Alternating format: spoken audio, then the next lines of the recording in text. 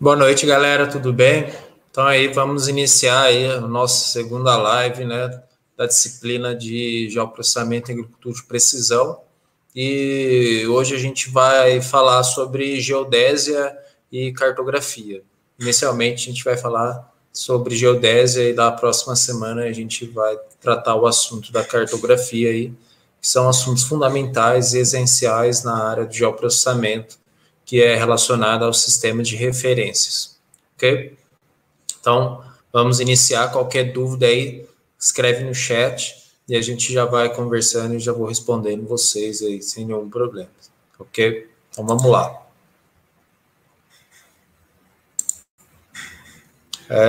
Quem estiver aí online já, vão dando um ok aí,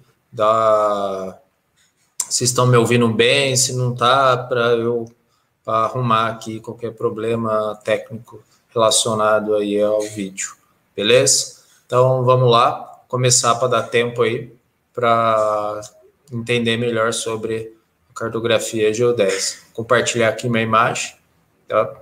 E aí a gente vai conversando.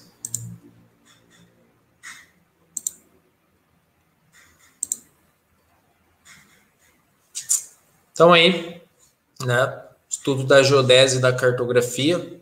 Então a gente vai iniciar aí esse procedimento tão importante aí na área do geoprocessamento e agricultura de precisão. Aí eles são fundamentais, a gente tem que ter esse conhecimento básico da geodésia e cartografia. Tá? Então vamos lá. O vídeo vai ficar online para vocês e o compartilhamento dos slides e já vou encaminhar por e-mail, pelo sistema, e vai estar na descrição do vídeo também, ok? Então, vamos lá.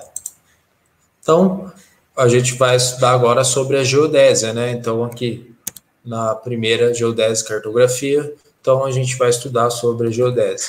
Então, geodésia, né? Então, o que quer dizer essa palavra aí, geodésia? O que ela significa para nós, né, a geodésia? Então, a geodésia é a ciência da medição da Terra e a cartografia é a ciência da concepção, produção, difusão, utilização e análise dos mapas que nós vamos realizar. Então, essa é a sua definição. Então, a geodésia, né, ela é o que para nós? Ela vai ser relacionado à medição da Terra. Então, a gente vai medir essa Terra. Então, mas como vamos medir? Nós queremos saber o tamanho dessa Terra, tá? Então, vamos lá. Então, a definição aí da geodésia, né? Então, o IBGE, que é o Instituto Brasileiro de Geografia e Estatística, ele define, né? A geodésia é o quê? É a ciência, então, que estuda a forma. Então, aqui ela vai estudar a forma, como que é a forma da Terra. Olhando aqui, vocês estão vendo a forma da Terra, né? Então, ó, então a forma aqui da Terra, ó, forma da Terra, ó. Então, como é feita essa forma, como ele extrai essas informações para tornar essa forma da Terra que é um geoide, então a gente vai estudar ele daqui a pouco.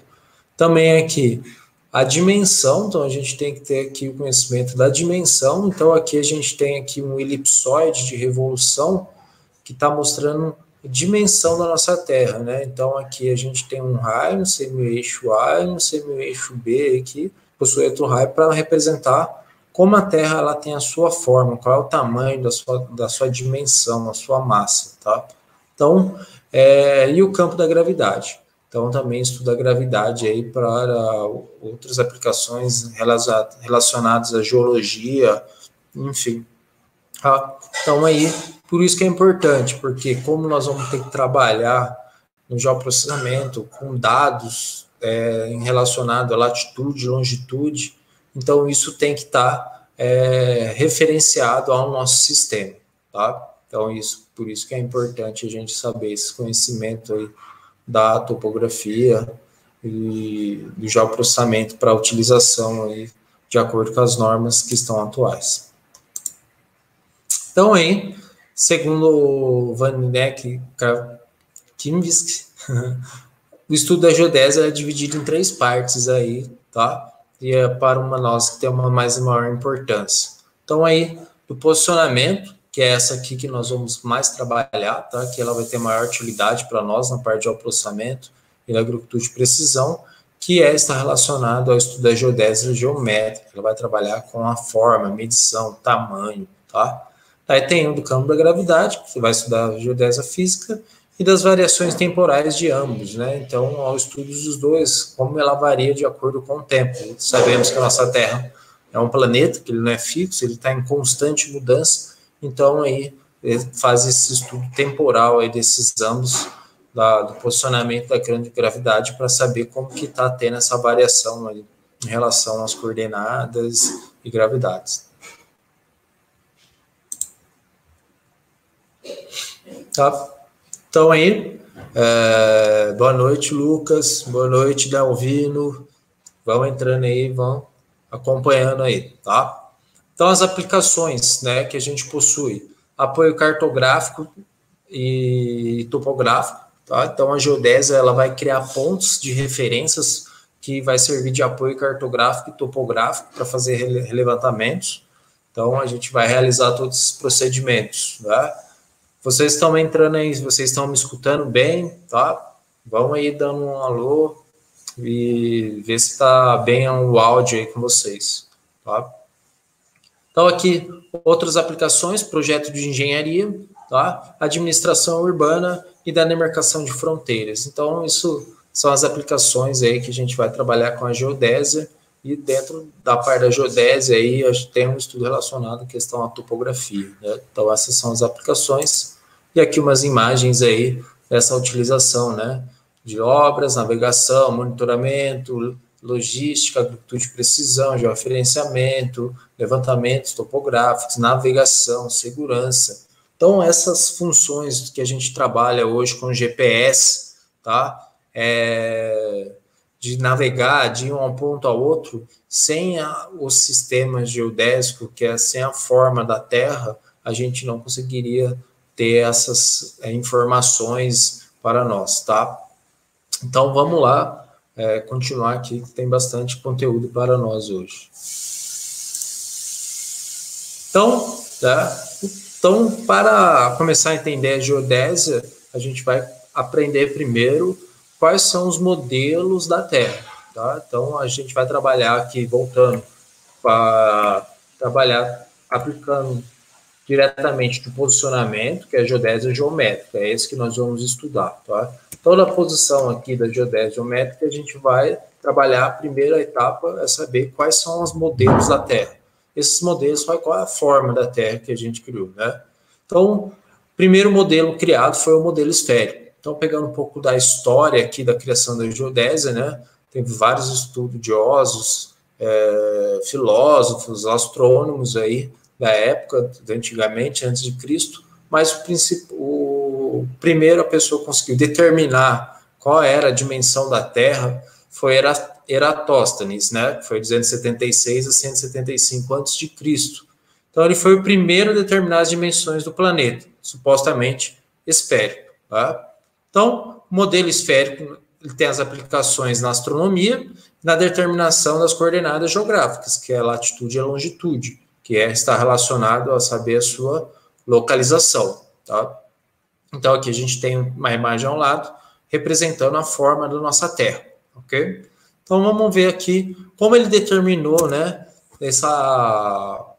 o raio da Terra, o tamanho, sua dimensão, né?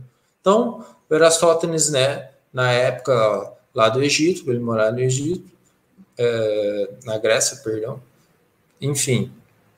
Daí tinha Alexandria, tá? E Siena, então são duas cidades. Então, nessas duas cidades aqui, ele conhecia a distância entre Alexandria e Siena, tá? Então, aqui, da Alexandria até Siena, tá? É uma distância aí de 800 quilômetros aí que ele tinha na época, tá?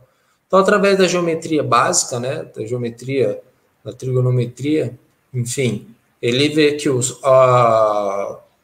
em Siena, aqui, no solstício de verão, o que acontecia? O Sol, vamos falar do meio-dia, entrava aqui num poço em linha vertical, os raios solares. Sabemos que os raios solares, eles são totalmente paralelos, né? Então, eles sempre vão entrar aqui em paralelos, batendo em relação à Terra. E em Alexandria, como ele falou que estava no mesmo meridiano, tá? Então, a luz do Sol, como é paralela, ele colocou uma haste vertical, tá? De um certo tamanho, e isso causou uma sombra no mesmo horário das duas visualizações. Então, aqui não tinha sombra, que era um poço, e em Alexandria ocorreu o quê? Uma sombra. E essa sombra aqui, ele mediu. Então, aqui, daí a partir das relações trigonométricas, tangente desse ângulo, né, formado aqui pelo esse triângulo, ficou aqui o quê? O cateto oposto, que é o H, que é a minha sombra, sobre o Hzão aqui, que é a minha haste vertical. Isso ele consegue determinar, então, qual é o ângulo. Então, aqui, como a gente tem aqui o prolongamento dessa haste vertical, que ela está perpendicular em relação ao ponto A aqui, que seria Alexandria, e o aqui do S, Siena, que está perpendicular. Então, prolongando essas hastes perpendicularmente, vai chegar até o centro da Terra, né? Porque sempre está em relação perpendicular à superfície topográfica. Enfim, então aqui como a gente tem dois triângulos, então aqui eles são relacionados entre si, alternos e internos, e eu consigo determinar esse ângulo também. A partir da circunferência do ângulo, eu consigo determinar aqui qual é o raio da Terra. Então, o que foi uma regra de 3 básica, né? Então, aqui a gente sabe o quê? Que quando ele fez essa medição, ele determinou que o ângulo, esse ângulo, θ, aqui foi de 7,2 graus. Com 7,2 graus, numa distância de 800 quilômetros, né? Que é aqui relacionado. Ele quer saber, 360 graus seria um raio completo, né? Uma forma completa de uma circunferência. Qual é o tamanho dessa circunferência? Eu sei que 7,2 graus deu 800 quilômetros, que foi essa relação. 360 graus vai ser quanto? Fazendo isso, determinou que a circunferência da Terra, né, ela possui aí, na média de 40 mil quilômetros. Então, esse é o tamanho da circunferência da nossa Terra. Tá? Então, a partir disso, tá, o que ele fez? Bom, a gente sabe que a circunferência da Terra, né, para determinar é 2πr. Então, substituindo esses dados, a circunferência ele determinou de 40 mil vezes, que é igual 2 vezes o π, né, que é 3,1415926, vezes o raio. Isolando o raio, ele achou aí um valor de 6.366 quilômetros. Então, ele, com essa técnica simples, né, da ciência, ele conseguiu determinar o raio da Terra bem próximo já do que era a realidade, que é de 6.371 quilômetros. Então, essa foi a primeira forma que eles conseguiram determinar na Terra, tá? Que foi essa forma esférica. Tá? Aí isso começou a ter uma evolução. Dessa evolução aí que a gente vai entrar no modelo elipsoidal. Uma coisa importante que vocês têm que colocar em mente, o modelo esférico, qual é a extração da informação que você vai ter? É de coordenadas geográficas, latitude e longitude. Só que, com o passar do tempo, cientistas, né, viram que a Terra não poderia ser totalmente uma esfera, um círculo perfeito, ela poderia ter alguma deformação, tá? Então, aí que entrou o modelo elipsoidal, tá? Que é o modelo que a gente usa atualmente, que é o que a gente conhece de elipsoide de revolução. Então, a geodésia adota o modelo de elipsoide de revolução, é uma figura geométrica gerada pela rotação de uma elipse em torno dos seus eixos, que é o eixo de revolução, tem aí um elipsoide achatado se o eixo for menor. Então, o que ele quer dizer com isso? Então, quem determinou aí que a Terra ela tinha esse achatamento dos polos, como a gente sabe? Que é através do estudo da gravitação, realizado por Isaac Newton, né, percebeu que a Terra não era esférica, devido à força da gravidade decrescer com o aumento da latitude. Então, a partir do momento que ele sai da linha do Equador e começa a subir para os polos, né, a força da gravidade ela começa a decrescer. Enfim, então aqui relacionado ao estudo da gravidade. E para comprovar esses dados aí, fizeram um estudo relacionado aos pêndulos, né? Então, como assim? Quando tinha um pêndulo na linha do Equador, demorava mais tempo para ele parar em relação à linha no Polo Norte, devido às ações da gravidade aí, tá? Enfim, então esse é o método aqui que nós vamos trabalhar, que é o elipsoide de revolução, que é a forma geométrica atual que a gente está utilizando. Então, aqui a gente tem aqui uma formada da Terra, né? Circunferência equatorial de 40.075, você viu lá que Aristóteles conseguiu por 40.000, ele conseguiu chegar. E aqui a circunferência polar deu 40.008 quilômetros, né? Pensando aqui no diâmetro, né? 12.714, tá? E 12.756 aí em relação à linha do Equador, em relação aqui ao Polo Sul, Polo Norte. E aqui, por isso que é o modelo elipsoidal, ele tem um achatamento, porque ele tem dois valores diferentes aqui em relação aos eixos da Terra. Então, aí, disso surgiu vários modelos, tá? Vários modelos de elipsoide de revolução dos estudiosos, cartógrafos, engenheiros aí relacionados, geofísicos, físicos, tá? Astrônomos. Então, aí vocês verem que começa a ter aqui um tempo cronológico, né, do decorrer da passar do ano, e os nomes aí dos modelos elipsoidais, tá? Então, hoje, o modelo universal, tá, que é o WGS84, que é um modelo que vocês, quando vai entrar no Google Earth ou qualquer outro aplicativo de mapeamento, ele vai estar relacionado aí ao WGS84, que ele tem aqui o semi-eixo A de 6.378, 137 quilômetros, tá? E tem um achatamento de 298, tá? Então, o que seria esses dados aqui que ele está trabalhando? Seria aqui, ó, o semi-eixo A, semi-eixo B. Fazendo a relação entre eles, a gente consegue saber quanto tem de achatamento aqui, tá? Então, hoje é o WGS84 que está sendo trabalhado aí. E o último aí, no outro modelo da Terra que é formado, que é o geóide, tá? Então, o geóide é o quê? É uma superfície que potencial do campo da gravidade melhor ajustado ao nível médio dos mares. É uma certa época.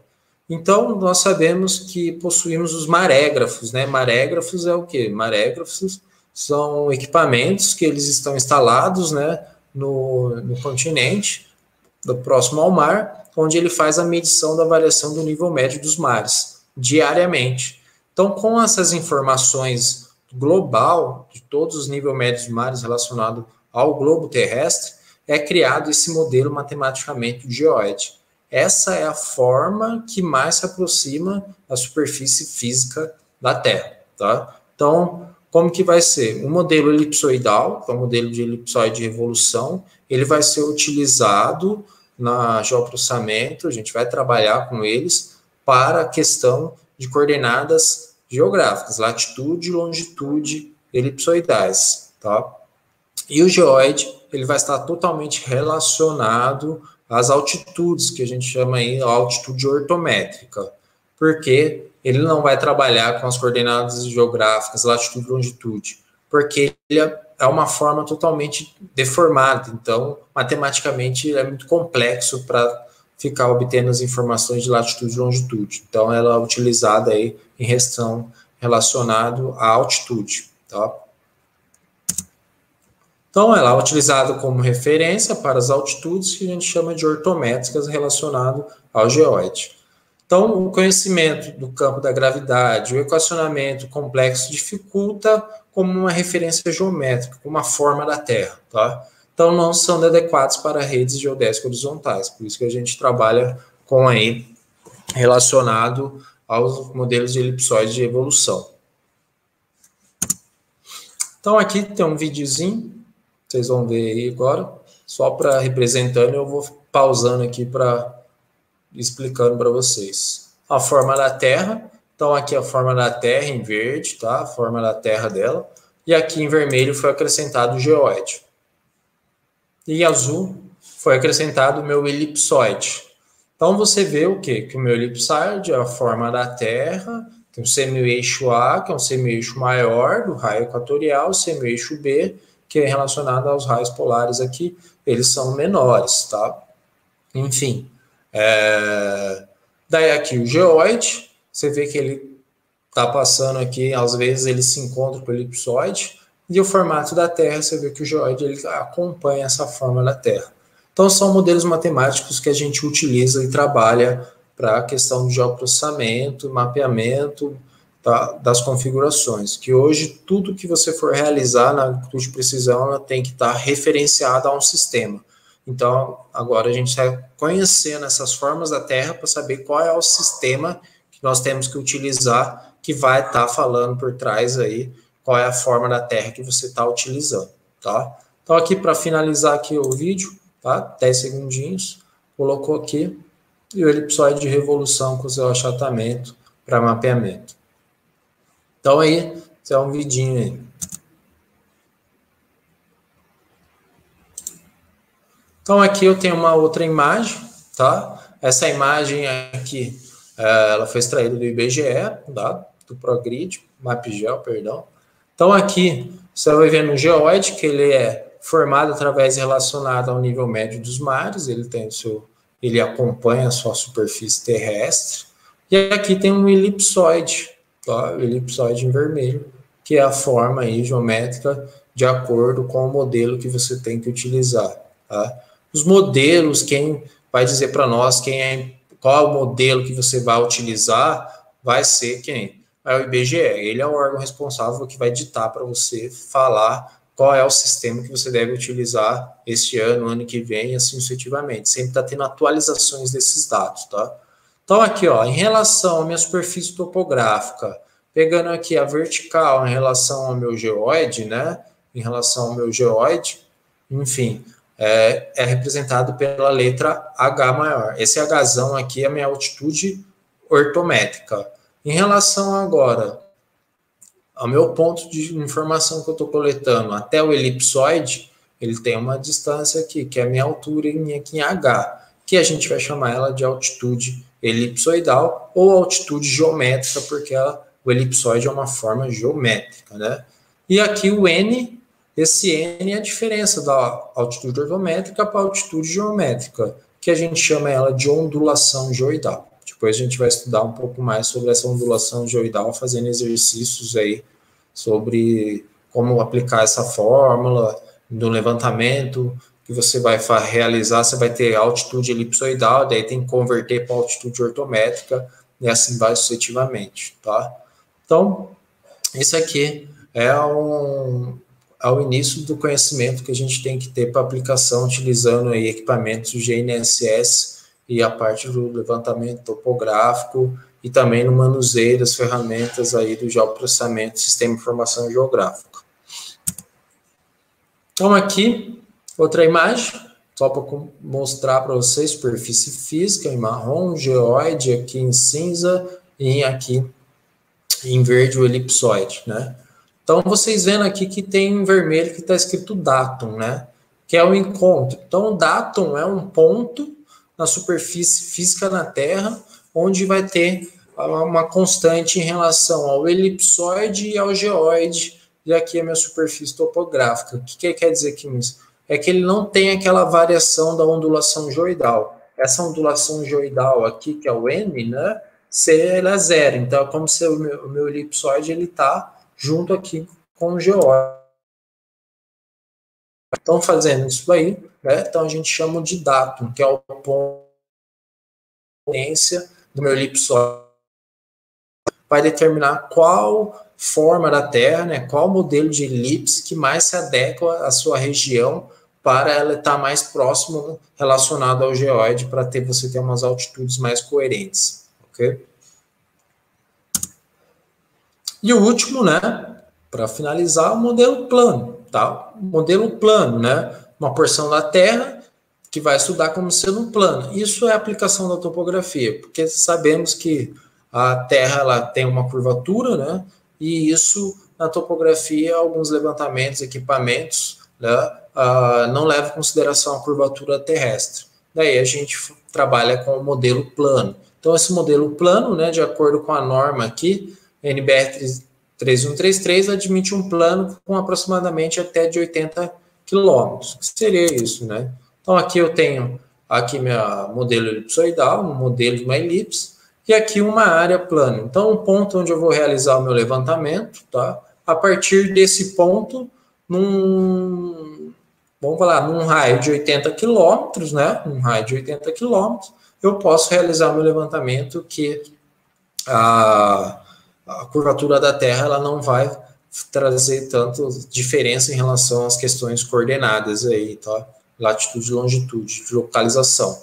E aqui, nessa outra imagem, né, do modelo plano, então um exemplo aqui relacionou o eixo Y, né, com um alinhamento da rua, e o eixo X com o alinhamento da outra rua. E a partir disso, cria o plano topográfico para realizar todo o levantamento aí. E a gente trabalha com as coordenadas arbitrárias, ok?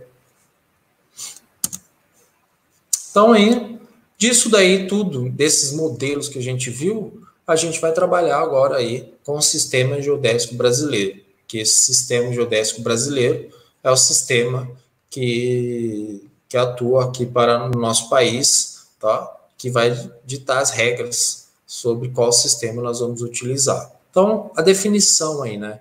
Sistema geodésico brasileiro é definido a partir do conjunto de pontos geodésicos implantados na porção da superfície terrestre, delimitada pelas fronteiras do país. Então, são pontos geodésicos, né? Que eles vão ter essa informação de coordenadas, latitude e longitude, que está espalhada pelo país, tá? A gente vai ver aqui como vai acessar esses pontos para descobri-los onde tem, tá? Então, esses pontos são determinados por procedimentos operacionais e coordenadas calculadas, segundo os modelos geodésicos de precisão compatíveis com as finalidades que se destinam. Então, o sistema geodésico brasileiro iniciou lá na época de 1950 e começou a se expandindo e vai até hoje aí, está sendo a expansão de criação de vários pontos geodésicos para melhorar a nossa rede de mapeamento e de informação de orientação cartográfica e aplicação topográfica, tá? Então, desse sistema de referência a gente tem duas, a clássica, sistema clássico e a moderna. A clássica, né, ela vai utilizar os métodos clássicos em geodésica. Então, aí, implicou na necessidade de adoção de dois sistemas geodésicos de referência, um horizontal e outro vertical. O vertical fornece relação a dados da altimetria, que seria a altura, tá, do sistema geodésico brasileiro, enquanto o horizontal é relacionado às informações planimétricas, latitude e longitude. Então, em 1950, como não tinha ainda o sistema GPS, né, o sistema de satélites, era feito aí através da orientação de astronomias, né, de astronômicas, e também em relação à questão da altimetria, partindo de um ponto referencial determinado pelo país, do marco zero, aí, que é em Bituba, Santa Catarina. Tá? Então, ele é definido pelo sistema geodésico de referência horizontal, é definido por o elipsoide e seu posicionamento no espaço, tá? Então, é uma forma que vai garantir uma boa adaptação geoide na região. Então, tem que estar ali meio alinhado com o geoide da sua região para não ter tantos problemas em relação à conversão da latitude, das altitudes ortométricas para geométrica e vice-versa. Os parâmetros são vinculados a um ponto de superfície terrestre denominado ponto de origem, que é o datum. Foi o que eu mostrei na imagem, aquele ponto que está coincidindo com o elipsoide e o geoide, tá? O centro desse elipsoide não coincide com o centro da massa da Terra, que é o geocentro, devido a requisitos de boa adaptação na região de interesse. Então, aí, os modelos clássicos, eles são, a gente chama topocêntrico, porque ele não vai estar relacionado ao centro da massa da Terra, tá? E aí, essas metodologias começaram a ser avançadas, tá? Foram através de triangulação e poligonação, tá? Então, foi métodos topográficos, através de triangulação e poligonação. A gente vai fazer esses estudos na hora que começar a entrar um pouco mais específico na área aqui da topografia, tá? E daí os sistemas que a gente possui aí, que são os clássicos, são o córrego Allegro, Chuá, Astrodato e o SAD 69. São aí os sistemas geodésicos de referência de concepção clássica. Tá? O moderno foi aí através de quais características? Um elipsoide de revolução cuja a origem coincide com o centro da massa da Terra, tá? E com eixo de revolução coincide com o eixo de rotação da Terra. Então, aí seria a forma global mesmo desse modelo aí elipsoidal. A sua materialização se dá uma rede de estação geodésica com coordenadas tridimensionais. Já o moderno ele vai trabalhar com coordenadas tridimensionais, latitude, longitude e altitude, tá? Então, por quê? Porque eles vão trabalhar agora, não vão utilizar mais a metodologia de poligonal ou triangulação, ele vai trabalhar com o GNSS, que é o sistema de satélites, que é a geodésia celeste, né? Então, disso a gente surge a orientação. Tem a orientação geocêntrica, que o eixo da rotação paralela ao eixo da rotação da Terra, e a origem está localizada no centro da massa da Terra. Essa origem aqui que eu quero dizer, o modelo elipsoidal, ele se enquadra ao centro da massa da Terra. E o topocêntrica, né, o centro da elipsoide, ou origem do eixo, não está no centro da massa da Terra, mas sim no ponto de origem, no vértice escolhido. Tá? Então, aqui a gente tem um exemplo. Então, aqui ó, tem um elipsoide local, que é o vermelho, um elipsoide geocêntrico, né, que é o em roxo, e aqui o geóide em preto. Então, o elipsoide local, você vê que ele não se coincide com o centro da massa. O vermelhinho aqui, o centro do vermelho, não está aqui no centro do pretinho aqui. Então, por quê? Porque eu quero mapear essa área aqui para mim, você vê que o geóide e o meu elipsoide, eles se coincidem. Então, é importante, por isso que é topocêntrico, porque é essa área aqui que tem que ser mapeada. Já o geocêntrico, né, agora aqui o elipsoide geocêntrico, né, ele está relacionado ao centro da massa da Terra, tá? E o elipsoide ele vai tentar se alinhar ao máximo ao geóide aí, ok? Então, isso daí, com essa revolução aí agora do elipsoide geocêntrico, isso foi possível os estudos para navegação, para localização mundial, tá? Então, daí isso facilitou para nós devido a essa questão de criar um modelo universal. Aqui a mesma imagem lá que coloquei para vocês, para lembrar aqui da altitude, dos modelos aí, entre eles. E aí os sistemas no Brasil que são adotados. Primeiro, Córrego Alegre. Tá? Então, Córrego Alegre, né, foi adotado no sistema Córrego Alegre, um vértice ponto Córrego Alegre e o elipsoide internacional de Hayford de 1904. Então, aqui, o seu posicionamento foi determinado astronomicamente, através do Sol e das estrelas. Daí, aqui as coordenadas, né, do Córrego Alegre, latitude, longitude, e a sua altitude ortométrica, orientação elipsoide-geóide no ponto datum, né, enfim, é tudo zero, e a ondulação geoidal também é zero, foi como eu comentei com vocês lá naquela imagem.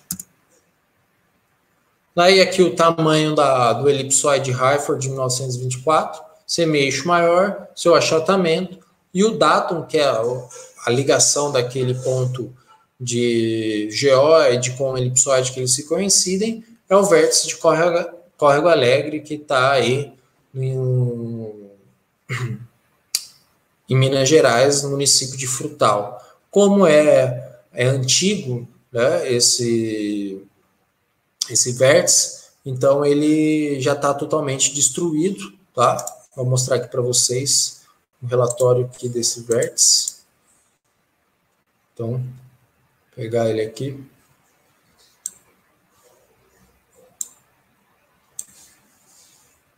Então, colocando ele aqui. Então, aqui está o relatório da estação geodésica, né?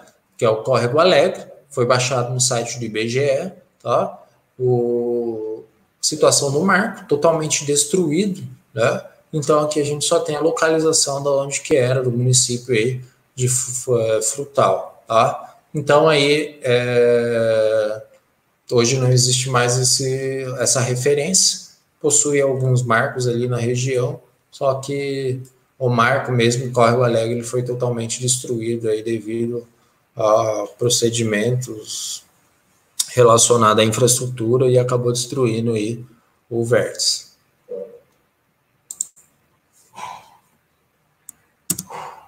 E aqui é a rede de triangulação aí do mapeamento, né, que foi realizado, materialização datum Córrego Alegre.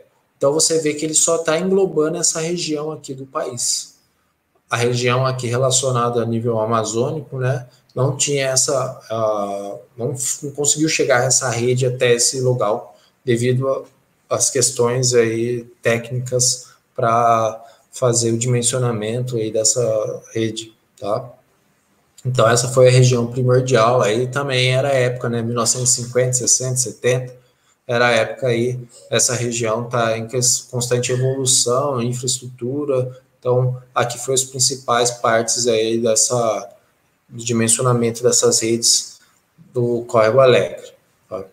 Hoje a gente não utiliza mais esse dado, porque ele já não tem mais utilização para nós.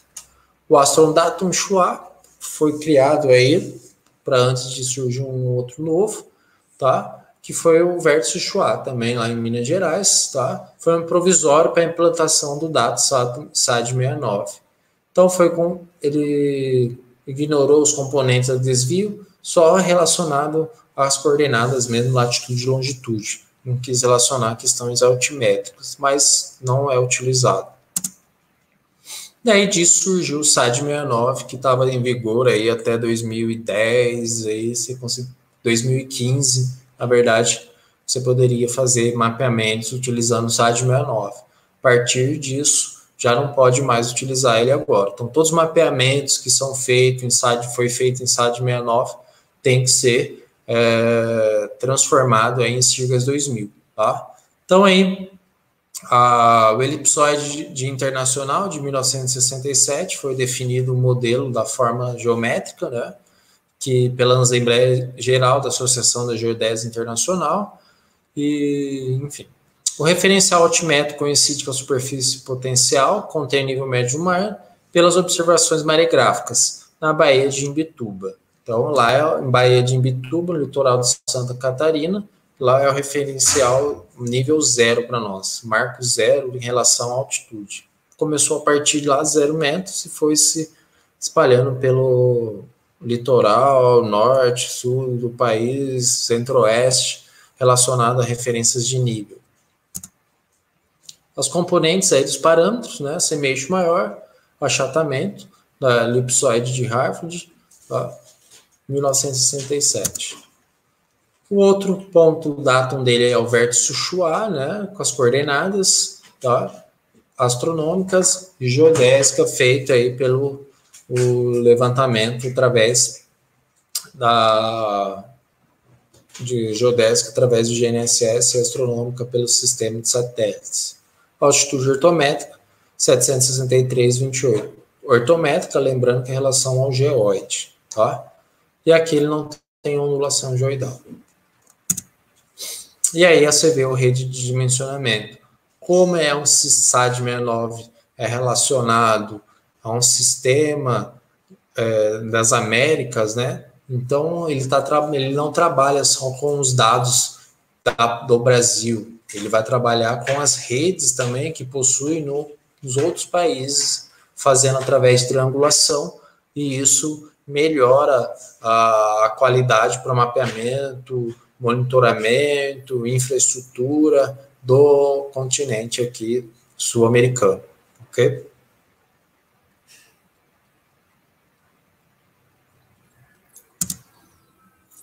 Daí, em 1996, foi concluído pelo IBGE o reajustamento dessa rede geodésica, passou por atualizações, tá? E através da rede de GNSS, que era o GPS, tá? Então, aí ele sofreu alguns desvios padrão nas coordenadas das estações, as estações que estão em vigor, que possuem. E o último, que está o atual, que é o Datum SIRGAS 2000, que é o sistema de referência geocêntrico. Todos os que eu comentei agora são topocêntricos, e o SIRGAS 2000 é geocêntrico, tá? Então, aí foi criado em 93, tá? Com participação dos países da América do Sul, representando aí as agências nacionais. Então, o principal objetivo é estabelecer um sistema geocêntrico para a América do Sul, para a gente trabalhar aqui com um sistema voltado que seja geocêntrico, daí ele pode ser utilizado para navegação. Todo sistema topocêntrico não tem essa possibilidade de trabalhar com navegação aí. Isso prejudica. Então, aí, a adoção dos SIRGAS tem uma tendência que foi atual, né, devido às potencialidades do GPS e as facilidades para os usuários. Por quê? O sistema geocêntrico, as coordenadas obtidas com o GPS, que é o sistema de navegação de posicionamento norte-americano, estabelece aí diretamente a levantamentos cartográficos, evitando necessidade de transformar e integrar entre os dois referenciais. Então, isso facilitou bastante na questão de mapear. Então, aqui, a imagem do CIRGAS, tá? Então, aqui nessa imagem, a gente vai ver que as estações que foram utilizadas para mapeamento do modelo do CIRGAS. Parâmetro do CIRGAS, sem eixo maior, achatamento, que tem como origem o centro da massa da Terra. Aí, para finalizar aqui, o sistema de referência global, que é o World Geodetic System, que é o sistema geodésico mundial, que é o WGS 84. Então, o CIRGAS 2000 e o WGS 84, eles possuem o mesmo semi-eixo maior e só o achatamento que muda ali nas casas finais. Então, eles são praticamente mesmo valor da forma da Terra aí. Então, ele pode ser utilizado, que não vai ter nenhum erro em escalas grandes, um para 10 mil, um para 15 mil, um para 1000, relacionado a mapeamentos, que não vai ter diferença aí nos valores de posição. Então, aí, disso, né, desse conceito inicial, a gente tem que entender as transformações das coordenadas entre os sistemas de referência. Então, isso daí como que transforma? Então, tá? IBGE aí, tá, através da resolução de fevereiro de 89 e a resolução do presidente de 1 de 2005, ele alterou as características aí do sistema geodésico brasileiro e especifica como a orientação de como deve se transformar essas coordenadas, aí, esses sistemas. Passar um sistema de SAD 69 para CIRGAS 2000. Hoje, no Brasil, é o CIRGAS 2000. Então, aqui, para maiores informações, a gente acessa o site aqui do IBGE, tá?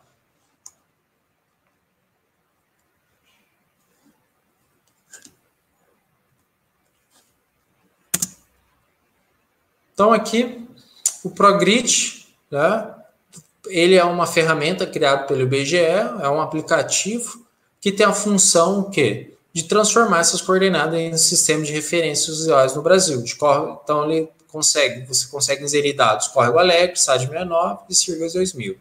O ProGrid foi desenvolvido para migrar esses bancos de dados e mapas aqui, tá? Então, aqui tem um link para vocês. Nesse link vocês já vão entrar dentro lá do site do IBGE para baixar o ProGrid. ProGrid, vou mostrar aqui para vocês. Então, o ProGrid é essa ferramenta aqui, né? Então, o ProGrid, ele está aqui. O ProGrid, você vai entrar com o referencial, uma coordenada que você possui. Vamos pegar aqui, eu peguei aqui a coordenada do Córrego Alegre, né? Um referencial, tipo latitude e longitude, e a saída quer dizer qual o referencial que você quer, CIRGAS, latitude e longitude. Aí aqui, opção, tipo de entrada, a entrada do arquivo, você vai entrar com teclado, ou se tiver um arquivo de texto, enfim, um teclado, vem inserir, né? Aí inserir, ele vai falar aqui para nós, qual é esse ponto? Criar aqui um ponto, Córrego Alegre. Daí a latitude dele.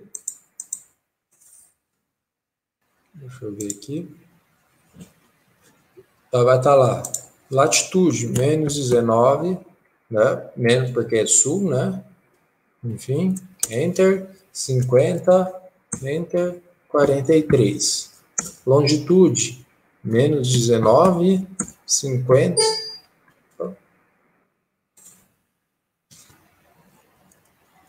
Menos 48, perdão. Menos 48. 57, 43. Enfim, só vou colocar um só, Enter. Aí, continuar e salvar. E daí aqui, tipo de saída. Vou falar para ele sair aqui na tela e mandar processar. Aí, ele já mostra aqui para nós, né? Então, identificador Córrego Alegre, latitude, né? E a longitude desse ponto. Tá?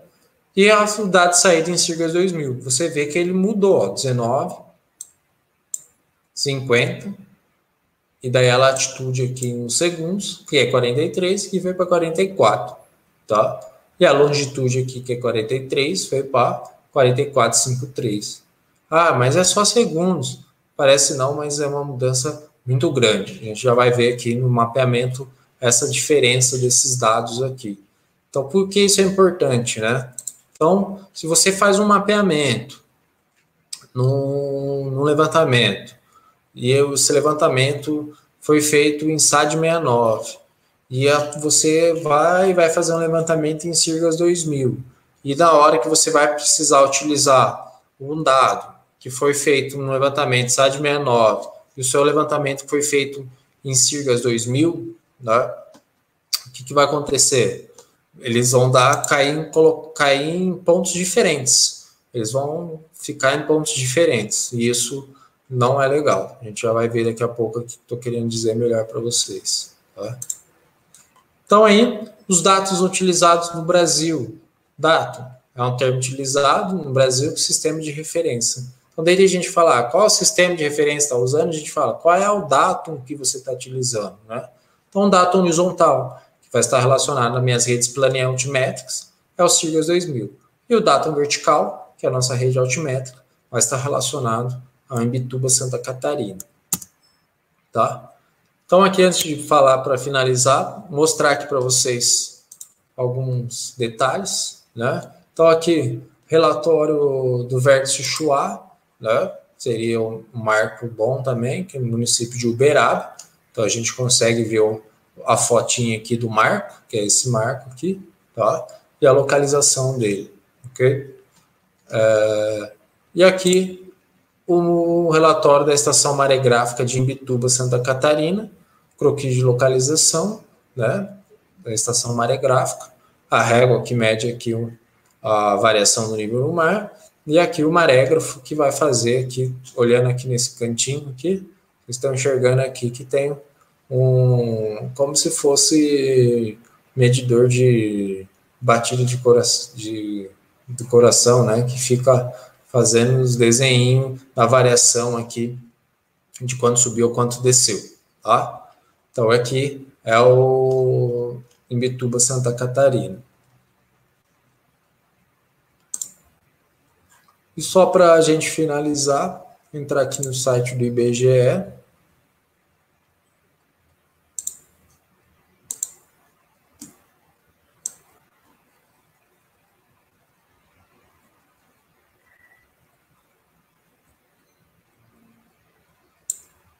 Estou aqui no site do IBGE, né? Vocês estão me vendo aqui no site do IBGE. Ó.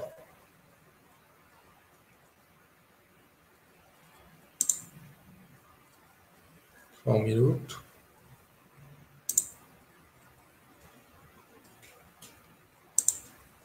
Estou aqui no site do IBGE. E aqui no site do IBGE a gente vai entrar aqui na aba Geociências, tá? Geociências, todos os estudos. E aqui tem a parte relacionada para nós aí, posicionamento geodésico.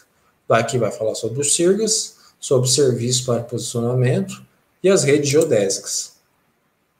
Clicando aqui nas redes geodésicas, a gente vai aparecer os principais produtos: rede altimétrica, banco de dados, rede planealtimétrica, tá? Rede gravimétrica, maregráfica e a RBMC, que é a Rede Brasileira de Monitoramento Contínuos.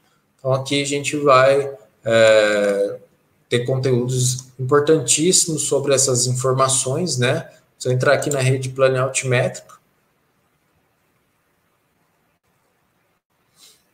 né? Então ele fala que é conjunto de estações, né, que vão estar aqui para nós relacionado a buscar as informações dessas redes que a gente pode utilizar. Então tem acesso ao produto, aí tem como aplicativo, tem um tutorial, e tem aqui, através da Infraestrutura Nacional dos Dados Espaciais, que é o visualizador que a gente utiliza também. Então, tem um visualizador aqui. Vou colocar o visualizador para vocês.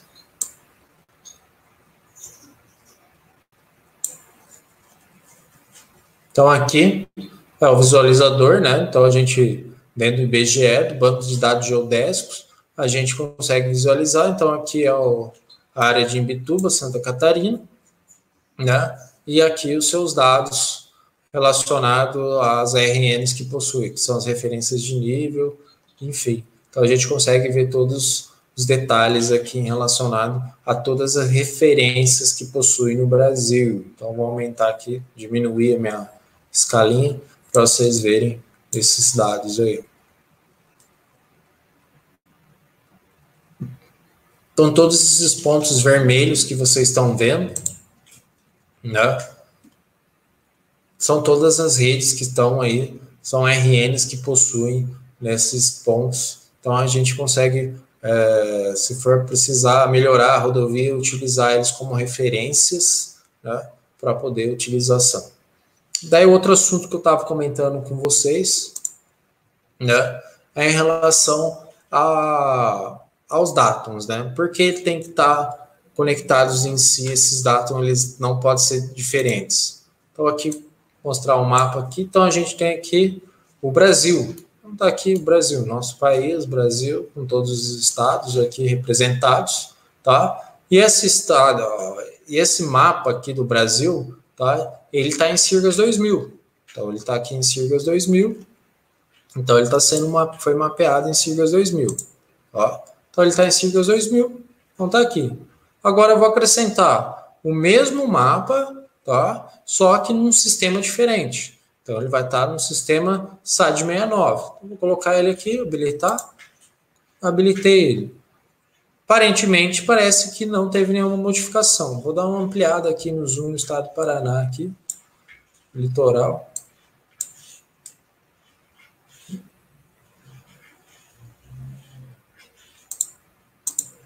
Ixi. Deu algum probleminha. Vamos ver. Aí agora, vocês estão vendo aqui que tem duas linhas diferentes. Vou mudar aqui a coloração dessa linha. Só um minuto.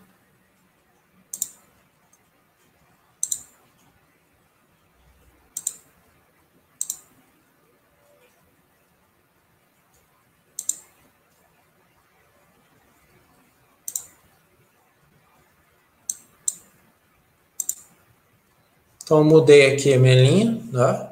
Se vocês olharem aqui, tirar essa, colocar outra cor.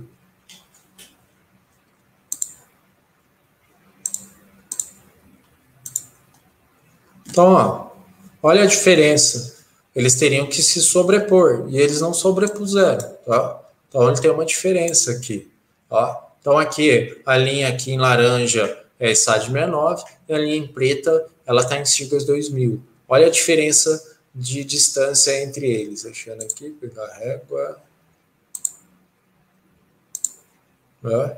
Então, vou trabalhar aqui com dados do mapa.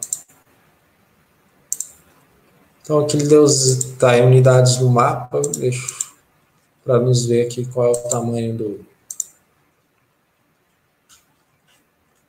Só mudar aqui.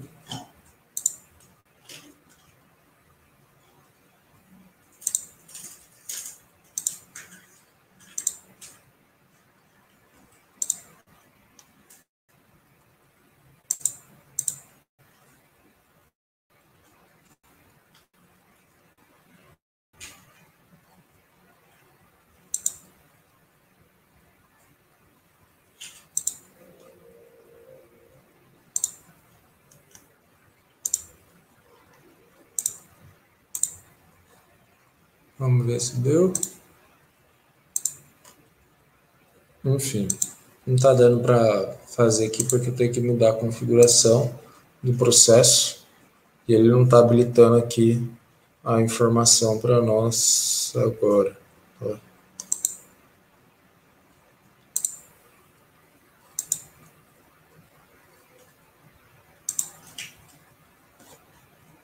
Enfim, mas é isso que é importante. Não pode ter essa diferença. Então, imagine você vai construir uma rodovia ou uma ponte.